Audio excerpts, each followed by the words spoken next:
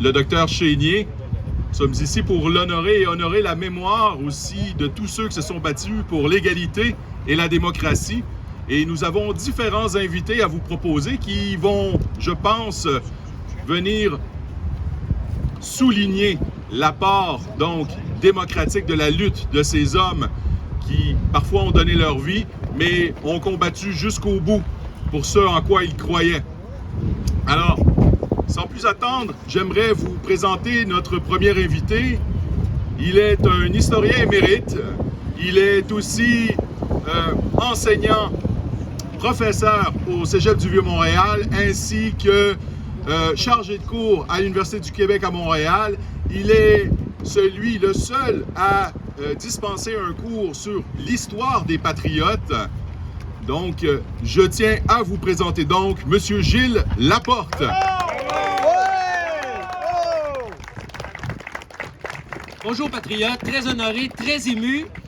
Écoutez, j'espère que en chacun et chacune d'entre vous le règne l'âme d'un résistant, parce que c'est bel et bien un acte de résistance que vous commettez ici en participant à cette commémoration. Bienvenue à tous et à toutes, patriotes. Et je vais prendre quelques instants, peut-être que je vais être un peu long, là, puis vous commencerez à regarder autour, parce qu'il y a une chose que je dois clarifier. OK, je vais enfin, devant vous, dévoiler la raison étonnante de cette bizarre épitaphe sur le monument à notre grand Chénier. 1837-1895. Trouvez l'erreur. Comme s'il s'agissait d'un patriote né après la mort de son père à Bataille de Saint-Eustache, qui a mené une petite vie tranquille au centre-ville de Montréal, puis qui est mort à l'âge de 58 ans. Et vous le savez que ce n'est pas le cas. Et pourtant, depuis l'inauguration du monument, il y a plus d'un siècle, il y a des milliers de touristes qui sont passés en se demandant, mais de qui s'agit-il? Pas rien, pas de patriotes, pas de lutte nationale. On va clarifier cette étonnante épitaphe. D'abord et avant tout, petit peu d'histoire, m'en voudrez pas, pour clarifier une chose. Si on a en tête de grands patriotes comme Papineau, Delorimier, Scott, Nelson, bien sûr, le nom de Chénier est particulier. Ironiquement, ce n'est pas tellement de son vivant que Chénier va faire parler de lui, mais plutôt après son trépas.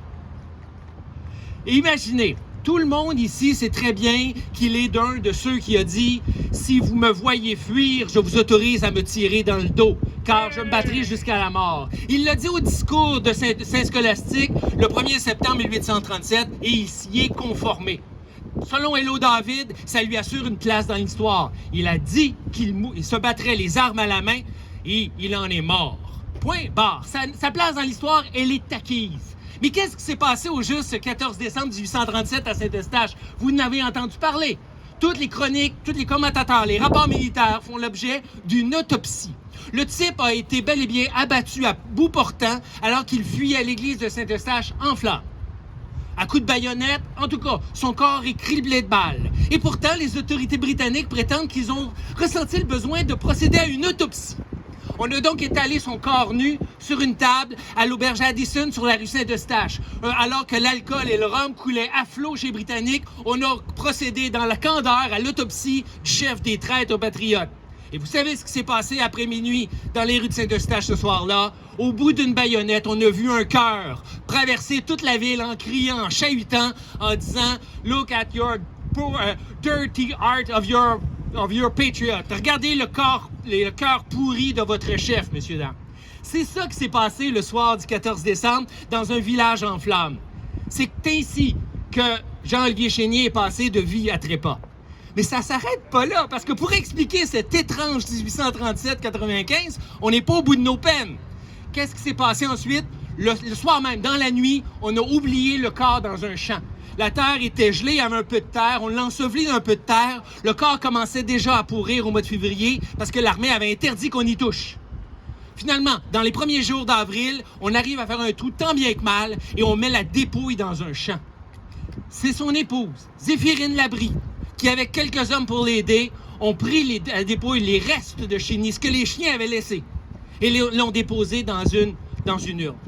Parce qu'on parle souvent de l'urne de Chénier. Vous savez, on dit souvent pudiquement que l'urne contiendrait des cendres. Laissez-moi rire des cendres. Dans l'urne de Chénier, il y avait quoi? Il y avait des morceaux de peau, une mâchoire et quelques tibias. C'était les restes de Chénier, non pas ses cendres. Jamais Chénier n'a été incinéré. Il fut simplement arraché au loup et mis tremblant dans une bouteille. Parce que l'Église s'objectait évidemment à ce qu'on enterre le corps de Chénier. Il n'était pas question de l'enterrer dans une terre consacrée. Alors la pauvre Zéphirine Labrie et les supporters de Saint-Eustache n'ont pas eu le choix. Ils ont dû l'enterrer dans un terrain vague consacré aux enfants morts sans baptême et aux condamnés à mort. Voilà ce qui est arrivé avec la dépouille de Chénier. Et voilà cependant que des patriotes se réveillent et qu'un certain, puis rendons hommage à ce type-là que personne ne connaît, David Marcil, docteur de Saint-Eustache, a eu la bienveillance de déterrer le corps de Chénier qui risquait de demeurer en endroit inconnu dans un terrain vague pour le déposer dans la fameuse urne que vous connaissez peut-être. Eh bien, ça continue. Parce que le docteur Marcil, évidemment, ne veut pas que ça demeure dans une bouteille. Il souhaite et fait donc des représentations pour que Chénier soit enterré au cimetière de Saint-Eustache.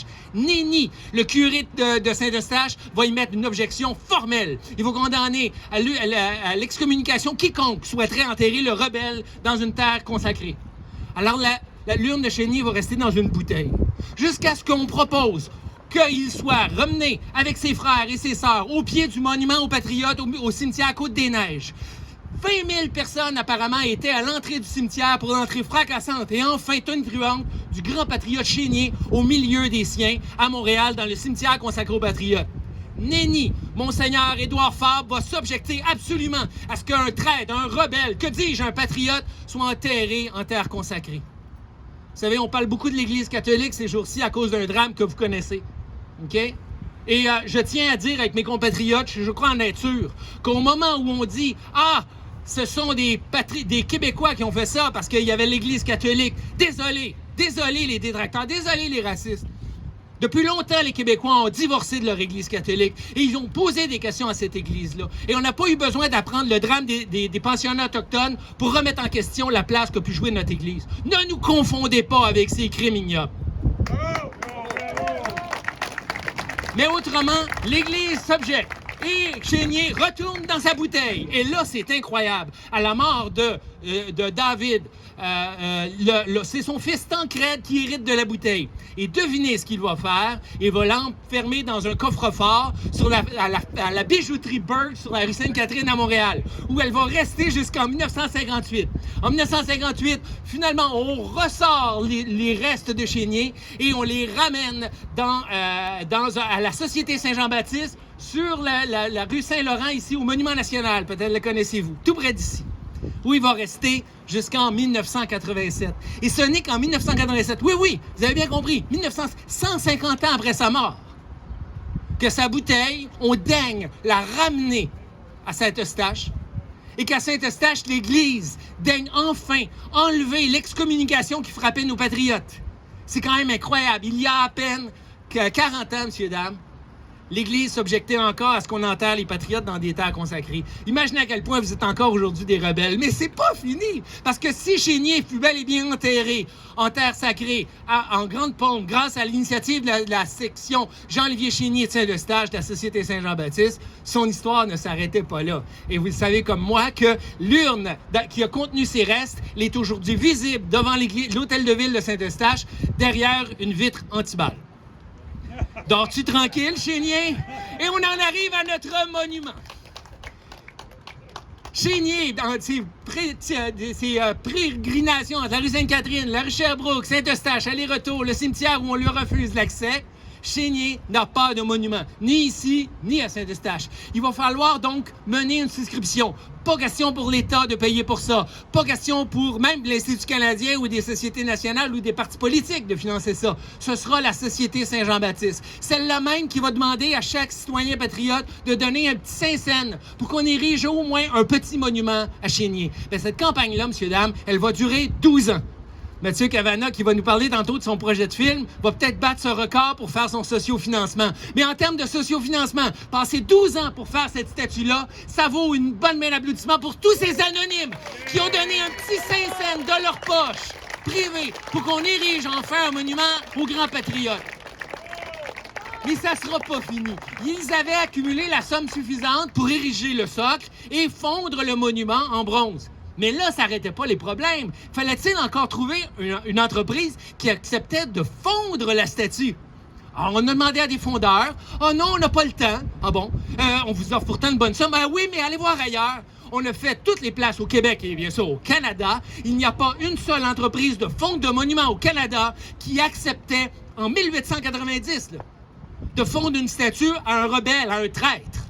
C'était littéralement un intouchable parce qu'il avait défendu sa patrie. Si bien que, et certains le savent ici, que cette statue que vous avez sous les yeux a été fondue non pas au Québec, ni même au Canada, elle a été fondue aux États-Unis, dans l'État d'Ohio, une petite ville qui s'appelle Salem, où il y a un fondeur, une entreprise de travaux publics qui a fondu la statue en se fichant complètement de qui avait sa statue. Donc, il s'agissait vraiment d'un travail qui a été fait à l'extérieur, parce qu'au Canada, il n'y a personne qui voulait faire le boulot. Et finalement, il est inauguré en 95. Et si, comme vous, je me posais la question, pourquoi cette étrange épitaphe? Je crois qu'elle mérite sa place. Elle mérite sa place parce que il aurait fallu pratiquement 60 ans pour qu'enfin le Québec fasse la paix avec ses patriotes. Et en ce sens-là, ce monument, il est très ironique. Il est ironique du retard que nous avions pris en termes de commémoration. Cet homme-là a donné sa vie, point à la ligne, pour son pays, sa patrie, ses enfants. Et ça a pris 60 ans avant qu'on ait un début de reconnaissance. Voilà pourquoi, encore aujourd'hui, on commet un acte de résistance. Alors, il s'agit simplement d'un monument qui a été ensuite établi ici. Pourquoi ici? À cause que c'est un parc. Et ça, c'est la clairvoyance, le génie de Louis-Joseph Papineau. La maison de Papineau, vous avez une chance, elle est tout près. On la voit même d'ici. Remarquable demeure sur la rue Bonsecours.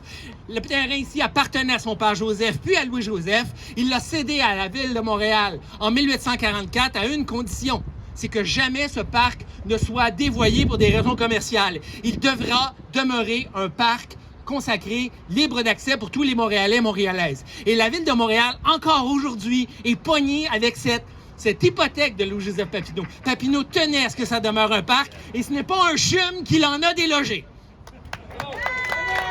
Donc, Chénier est ici grâce à Louis-Joseph Papineau. Avouez que c'est une filiation remarquable. À distance, il rend ironiquement un hommage à son plus fidèle lieutenant dans les Deux-Montagnes.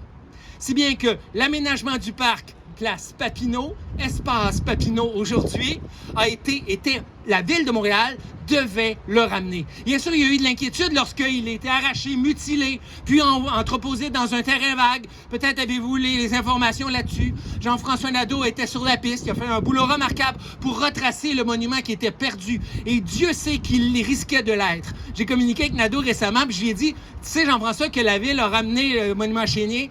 Il m'a simplement dit, vos pressions ont fait la différence. Les pressions ont fait la différence. Bien sûr qu'il y a eu une élection en novembre prochain et puis que notre chère mairesse ne veut pas se mettre d'électeurs à dos, mais saluons néanmoins ce geste. Chénier est de retour chez lui. La statue et le monument ont été réinaugurés pour la Journée nationale des Patriotes il y a 2 semaines. Le monument est magnifique, il est restauré. Chénier a retrouvé son mousquet.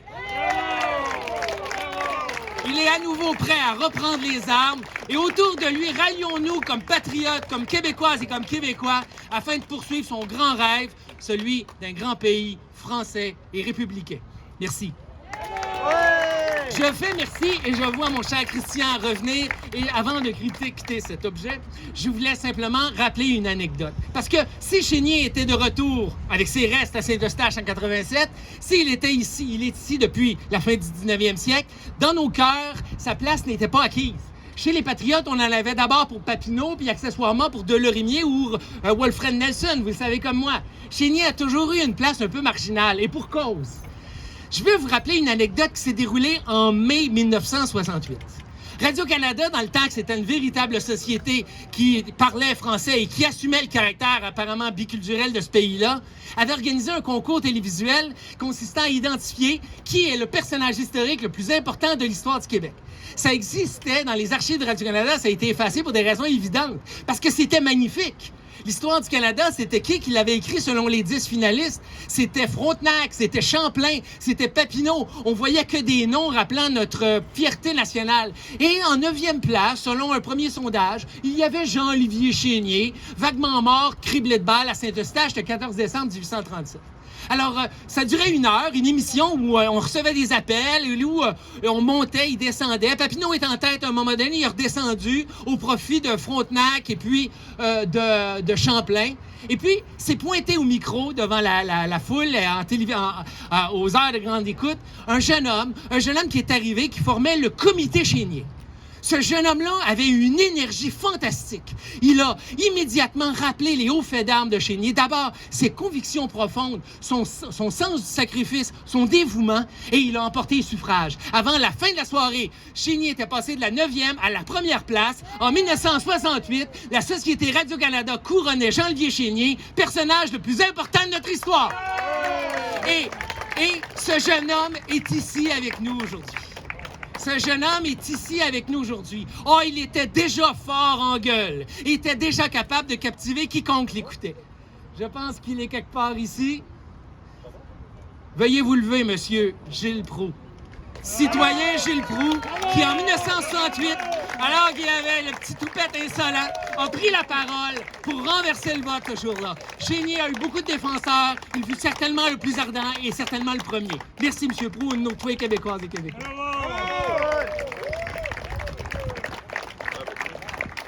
Gilles Laporte, mesdames et messieurs.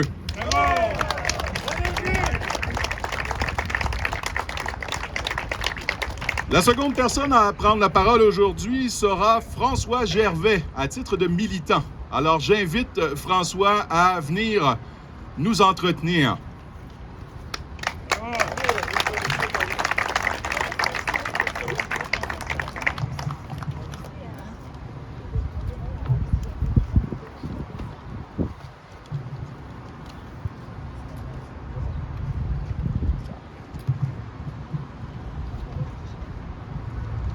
Mes chers amis, mes chers camarades, de tous les récits historiques, de tous les modèles d'hommes à suivre, celui de Chénier s'y distingue de par sa voix forte et intarissable, sa stature d'homme à l'échine infaillible,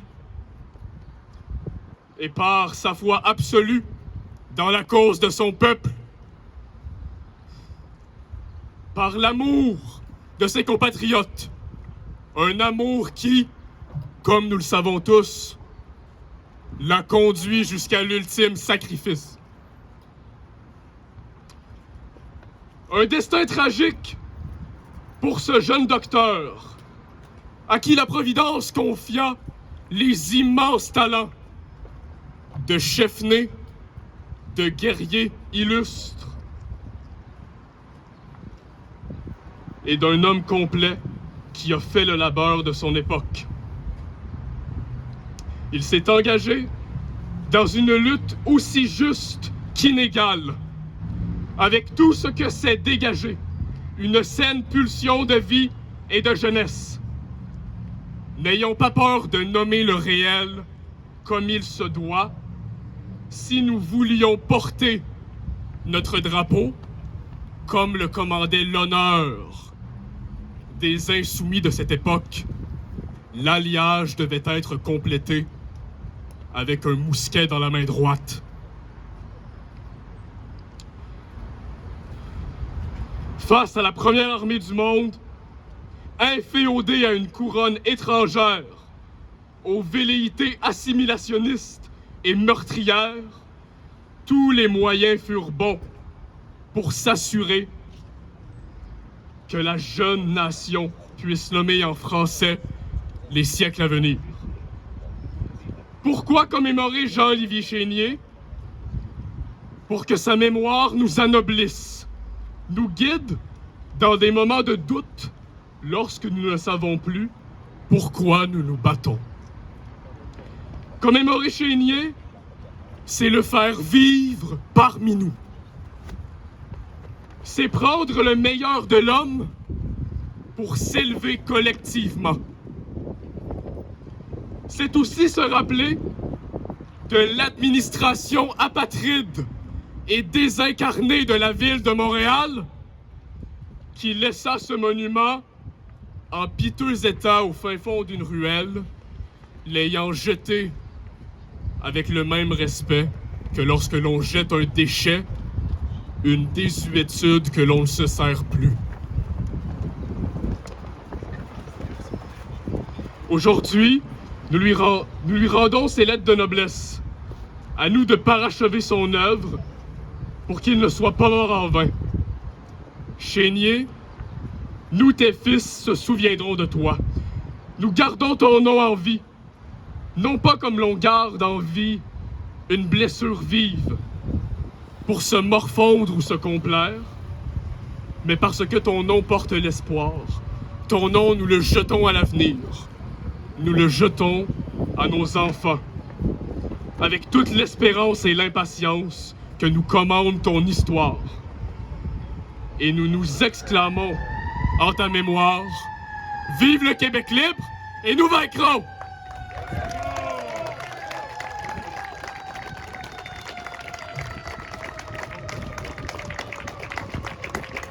On voit que même les services d'incendie reconnaissent l'urgence de la chose et du combat pour la langue, mesdames et messieurs. Oui, il ne faut pas éteindre le feu, bien au contraire. Alors, des bûches dans le foyer, comme vous dites, absolument. Alors, c'est maintenant au tour donc d'un producteur de films qui travaille sur un projet très senti présentement. Donc, une production qui portera sur notre héros du jour. Et j'ai nommé donc, pour nous entretenir de la chose, Mathieu Trottier-Cavana. Bravo! Bravo, Mathieu! Merci de pas me répéter à elle. S'il vous plaît. Hop là. On va essayer de ne pas se péter à gueule une deuxième fois. Alors, merci beaucoup de m'avoir accueilli. Et en premier lieu, comme disait mon collègue, je suis un cinéaste, je ne suis pas un historien, ni un politicien qui fait juste semblant de dire qu'il est patriote juste pour avoir des votes. Moi, je suis surtout un passionné de la cause patriotique et je pense que tout le monde l'est ici.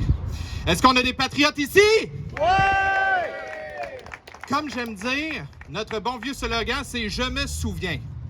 Il n'y en a pas beaucoup qui, des fois, malheureusement, connaissent vraiment bien la définition de ce slogan-là. Alors moi, comme j'aime dire, que ce soit par l'écriture, le théâtre, que ce soit par le cinéma ou des monuments, comme à l'honneur de Chénier, il faut qu'on continue à préserver et à raconter notre histoire, peu importe la façon et peu importe le média, que ce soit, comme je disais, par l'art, le 7e, peu importe, tant qu'au moins on raconte notre histoire pour que notre slogan « Je me souviens » soit bel et bien un vrai slogan, qu'on se rappelle de l'histoire de nos patriotes qui sont morts pour notre cause, qui sont morts pour notre liberté, nos droits. Et il faut qu'on se rappelle, combien de personnes disent « Ah, j'ai entendu la phrase « ça prend pas la tête à Papineau ». OK, mais c'est qui Papineau? Malheureusement, des fois, je vois qu'il y a trop de monde qui ne connaît pas Papineau, ou qui ne connaît pas Chénier, ou qui ne connaît pas Delorimier. Alors, c'est de ma façon que je veux raconter l'histoire, tout comme un Falardeau. C'est raconter notre histoire grâce au 7e art. Alors, comme disait Gilles, et je te remercie, j'essaye de faire un film sur l'histoire de nos patriotes. Comme Falardeau et comme aussi un autre qui, malheureusement, j'ai oublié son nom, qui était un autre film qui était « Quand je partirai, vous vivrez encore », qui avait été quelque temps avant. De qui? Merci, oui. Des petits blancs des fois. Alors, il faut qu'on continue. Et moi, c'est pour ça que ça va faire plus de 6 ans que je travaille. 6 ans d'acharnement, 6 ans de refus de la part de la SODEC, Téléfilm Canada. Mais bon, on va pas se le cacher, on peut pas demander grand-chose au fédéral pour raconter notre histoire et certainement pas sur les patriotes. Alors, comme lui, comme Falardeau, j'ai le même combat, mais il va y avoir un autre film. Et ça, c'est surtout grâce à vous. On est déjà à plus de 85% en même pas un mois de ramasser la campagne. Et ça, comme j'aime dire, il n'y a pas de petits dons. Et c'est comme ça qu'une statue, un monument à Chénier, un du 50 cents à l'époque et tout, ça a pu voir le jour. C'est avec des petits mouvements comme ça que de grands projets ont pu voir le jour. Et il faut continuer comme ça pour notre histoire et surtout qu'on n'oublie jamais, au grand jamais, notre histoire. On est considéré comme le cadet de l'humanité avec 400 et quelques poussières d'histoire. mais avec une histoire tellement riche et tellement passionnante, avec des personnages aussi marquants, et on doit se rappeler et aussi toujours honorer leur mémoire. Merci beaucoup.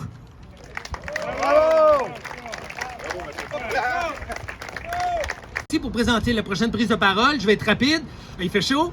Je veux simplement clarifier une chose, c'est que derrière toutes les initiatives menant au retour de Chénier à sa juste place, il y a un acteur historique incontournable. Je l'ai évoqué rapidement tantôt. Si il y a eu le retour de Chénier en terre, c'est grâce à la Société Saint-Jean-Baptiste de Montréal. S'il y a eu un monument érigé aux Patriotes au cimetière Côte-des-Neiges notamment, c'est grâce à la Société Saint-Jean-Baptiste de Montréal. Si ce monument ici est présent, c'est d'abord à cause des efforts surhumains déployés par la Société Saint-Jean-Baptiste afin de ramener Chénier chez lui dans sa métropole. Et il s'agit en somme d'une société qui est là depuis 1834, qui est fiable. Quiconque ici a une âme patriotique et souhaite soutenir une société, je veux simplement rappeler la très grande fidélité de la Société Saint-Jean-Baptiste à ses engagements de départ jusqu'à nos jours. Une société qui a su se renouveler et de belle façon, je dirais, ces dernières années. J'en profiterai aussi pour faire un clin d'œil. Si tout le monde ici, moi je pourrais dire, est désemparé à l'idée qu'aucune plaque ne permette aux gens qui visitent des patients au CHUM, qui se baladent dans le parc, de pouvoir en apprendre davantage sur Chénier, il y avait auparavant un panneau explicatif. Ce panneau a disparu. J'ai pratiquement le goût, dans l'enthousiasme de la journée, de vous convier à une nouvelle souscription populaire. Oh, pas pour couler un bronze, mais simplement pour qu'on ajoute ce panneau qui explique les raisons historiques de l'emplacement de la statue, pourquoi cette curieuse inscription 1837-1895 et l'incroyable péripétie qu'a connue la dépouille de Chénier après sa mort ignominieuse à Saint-Eustache. Qu'en diriez-vous? Il ne s'agit pas de sommes énormes, mais au moment de voir qui devra en être maître d'œuvre, je ne vois bien sûr personne mieux placé que la Société Saint-Jean-Baptiste de Montréal. Et peut-être le Rassemblement pour un pays souverain, mais après tout, convergeons, comme on dira. Elle est comédienne, metteur en scène, productrice. Son cœur bat d'une âme patriotique intense. C'est une femme remarquable, inouïe, qui amène un vent de fraîcheur à la société. Je sens l'enthousiasme qui s'en dégage. Une société qui a près de 200 ans, mais qui est vraiment en repasse avec son monde. Et je suis tellement honoré, comme quiconque ici, de la savoir parmi nous. Messieurs, dames, veuillez accueillir Marianne Alpin.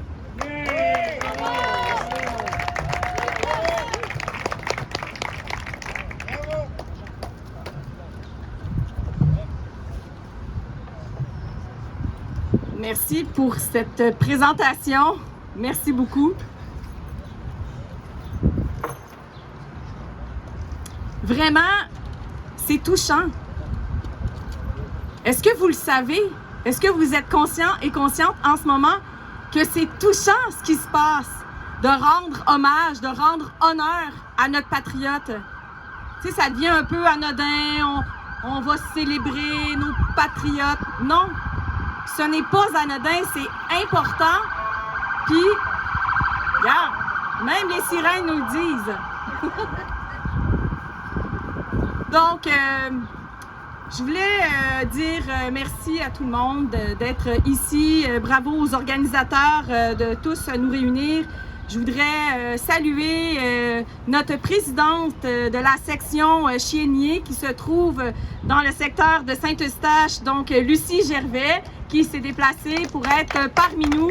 Elle pourrait vraiment vous en parler longtemps de ce patriote. Alors, merci d'être présente.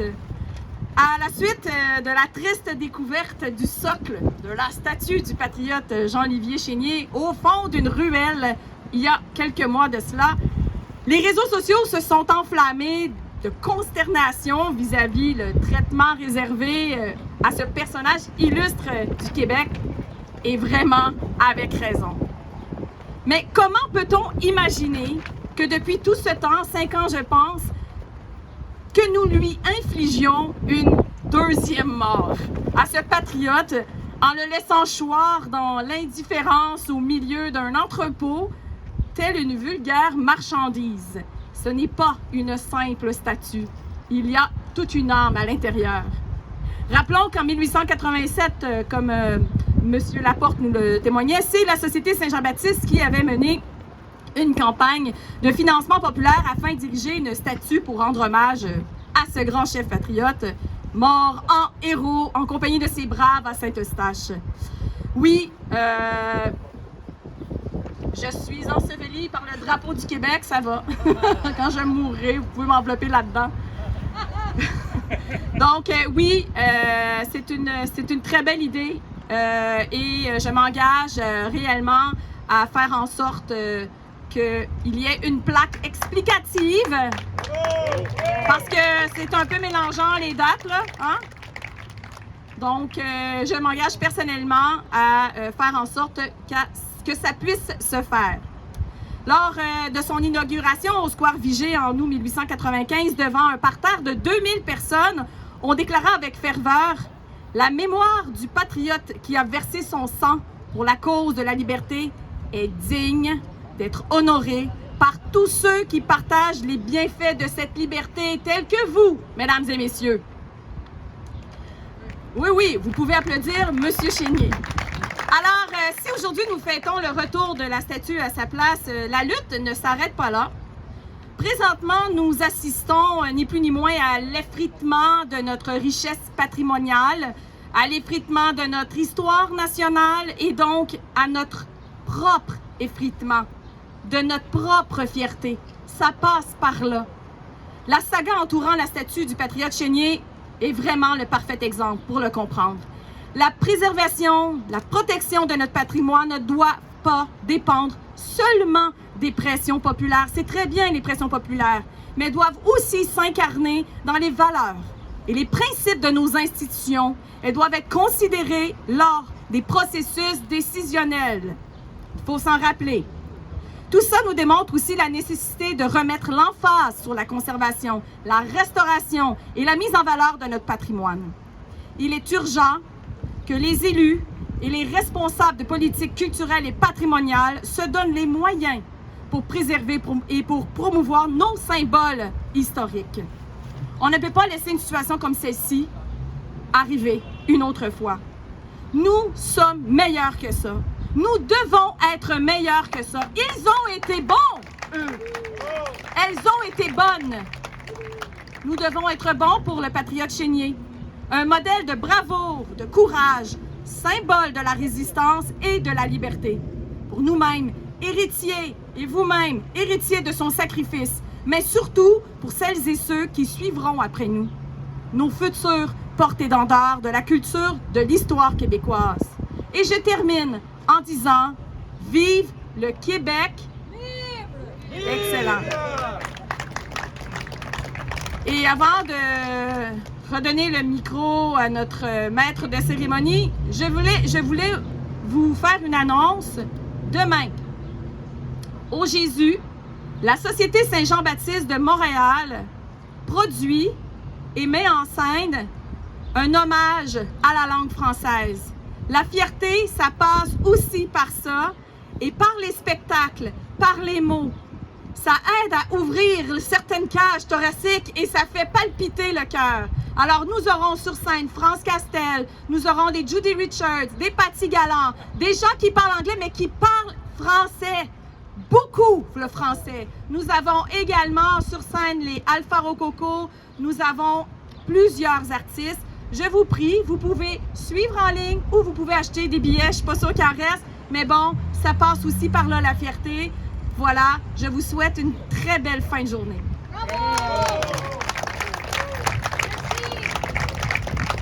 Bob Trotter, comme l'a dit tout à l'heure François Saint-Louis, il est un animateur hors pair qui a envoyé quelques personnes en bas des escaliers au fil du temps, mais à juste titre, doit-on ajouter. Il est un photographe, il est, bref, un chroniqueur qui, du lundi au vendredi, égaye nos matinées. Il me fait plaisir de vous présenter ce grand défenseur de la patrie et de la langue française, et j'ai nommé, s'il vous plaît, Gilles Proulx.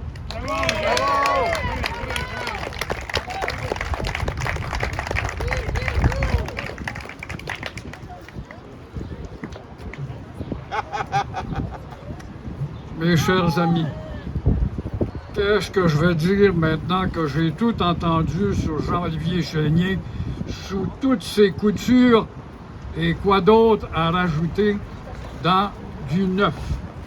Eh bien, je ne vais pas vous décourager, mais je vais sortir du cadre d'hommage à Jean-Olivier Chénier, ce grand médecin, petit bourgeois qui aurait pu devenir un homme confortable, oublier justement la misère de son prochain, gagner des centaines de milliers de dollars comme ceux d'aujourd'hui qui se dardent dans cette profession, en commençant avec des 500 000 pour aller aux millions et se matérialiser au maximum, au point où notre nation a été atteinte d'une terrible maladie. Après la COVID, il y a la maladie de l'indifférence qui nous a atteints. L'indifférence face à tout. L'indifférence qui vous amène que sur vous-même et de penser qu'à vous et non pas au collectif. Alors, voilà justement l'indifférence qui a été manifestée pendant 5 ans en cachant la statue de Jean-Olivier Chénier dans le fond d'une ruelle pour l'empoussiérer et nous faire croire qu'on est en train de la dépoussiérer. Je vous dis que les blaireaux manquent à la ville de Montréal parce que ça prend du temps maudit à dépoussiérer cet homme qui gêne l'histoire actuellement dans la rectitude, c'est-à-dire la nouvelle inquisition des temps modernes au Québec. Dites-vous bien que c'est la rectitude. Pourquoi? Parce qu'au comité des monuments et de la toponymie, il y a une nouvelle génération qui a poussé. La génération des cégepiens peut-être, qui pousse pépère autour de là. Nous, on arrive avec nos nouvelles idées de rafraîchissement. Alors, dans ce cas, la rectitude voudrait, comme nous sommes des pacifistes, quant à moi, les pacifistes sont des naïfs qui ne savent pas que le voisin aiguise ses couteaux pendant qu'il joue aux pacifistes. Ça, c'est dangereux. C'est bien beau le pacifisme en temps de paix. Mais le pacifisme doit être éveillé quand tu vois ton voisin qui aiguise ses couteaux. Alors, toujours est-il que dans ce comité de nouveaux membres de la nouvelle génération, il y en a qui ne voulaient pas que Chénier revienne ici. Il y en a qui sont des pacifistes et par conséquent, il était inapproprié d'avoir un monument avec un fusil. J'ai même entendu une descendante du chevalier de Lorimier, pour lequel le mouvement national et québécois m'a remis son prix en 92, dont je suis fier. Une descendante de la famille venir dire à un téléjournal, nous, les armes, nous, les monuments qui illustrent la chicane, nous, on est des pacifistes et on ne devrait pas avoir des monuments avec des armes. C'est le seul monument qu'on a au Québec où il y a un gars qui a levé l'arme et qui s'est battu pour prendre rendez-vous avec la mort pour faire valoir ce que nous devons être. Alors vous voyez l'aliénation et l'indifférence, comment cette terrible maladie a gagné des âmes parmi les nôtres, à tel point qu'on n'est plus capable. Et mon ami Gilles, ce grand historien qui n'a pas peur de parler des patriotes de la Nouvelle-France et de l'histoire du Canada-Québec, tout comme Lacourcière, tout comme Marcel Tessier, ces gens-là sont repoussés du décor, on ne les consulte plus. On va prendre un machin chouette qui est fraîchement diplômé de l'UQAM peut-être, ou de l'Université de Montréal, ou pourquoi pas de McGill, et là, on va lui faire l'histoire qu'on enseigne par bride dans notre ministère de l'Éducation, qui est devenu un ministère de l'ignorance. On va vous enseigner l'histoire du gars qui s'est pris en main dans tel rang 35 de Saint-Apollinaire, qui a mis sur pied une manufacture de clous. Oh, ça, c'est des choses à mettre en relief. Voilà l'histoire moderne de ces bâtisseurs québécois. Mais Calière, qui a fait la grande paix avec 41 nations amérindiennes, alors que la gauchette nous fait encore passer pour des fils de Cortés qui avons malmené les Indiens, alors que pendant 200 ans de temps, nous avons tenu le coup grâce à nos alliances avec 11 de ces 12 nations qui étaient toutes sur notre bord. Alors qu'à la conquête, le premier geste dégueulasse que vous posez à Amherst, c'est de nous séparer de nos amis alliés, de faire en sorte qu'on puisse nous isoler. Et la preuve que nous n'étions pas des génocidaires, la preuve que nous aimions les Amérindiens, c'est 10 ans après la mort de Montcalm, il y a un dénommé Pontiac, qui va mettre sur pied une armée de 50 000 hommes pour se soulever contre le régime britannique, pour vouloir revenir au régime de la Nouvelle-France, parce qu'on était mieux traité par les Français qu'avec les Britanniques. C'est des éléments qu'on ne connaît pas et qu'on ne retient pas dans l'histoire. Et l'indifférence nous a atteints. L'indifférence est une maladie terrible. L'indifférence fait qu'on parle que de la COVID. J'ai envie de faire une mauvaise blague, comme quelqu'un m'a dit tout à l'heure. Quant à inaugurer ce beau monument, il faudra peut-être qu'il y ait un fin finot pacifiste qui aille mettre une seringue dans le canon de Jean-Olivier Chénier, qui puisse darder sa seringue chez les endormis du Québec pour les mettre à l'abri de la COVID et non pas à l'abri de l'indifférence, hélas! Alors, vous voyez qu'on a du chemin à faire. Et encore une fois, il y a une terrible maladie, je dis que c'est l'indifférence, c'est l'inquisition. Combien d'entre nous qui sommes dans les médias, nous n'avons plus le droit d'être invités? Combien d'entre nous, nous n'avons plus le droit de publier un texte? Il ne passe pas. Oh, on va dire, on lit de moins en moins. Notre culture est celle du rock'n'roll et du hockey. On va le voir ce soir, où là, 100% des gens vont être rivés sur nos vaillants Canadiens de Montréal, qui est une équipe d'apatrides, une équipe de mercenaires, où il n'y a pas un maudit Québécois dedans, avec le chandail bleu, blanc, rouge. Ce n'est pas grave. Ce qui compte, c'est le talent. Mais ton talent, toi, Québécois, on s'en fout.